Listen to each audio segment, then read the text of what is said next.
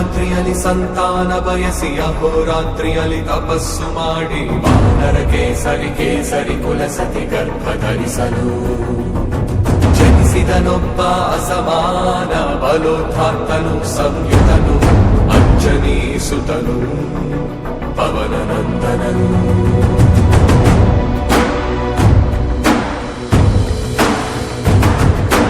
ಅರುಣ ಕಿರಣಗಳ ಉದಯೋನ್ಮಾದವ ಹುಟ್ಟು ಚಪ್ಪರಿಸೋ ಹಣ್ಣೆತ್ತುಕೊಂಡು ಸೂರ್ಯ ಮಂಡಲಕ್ಕೆ ನುಗ್ಗಿ ಬಾಯ್ದೆರೆದ ಹಂಬಲಿಸಿ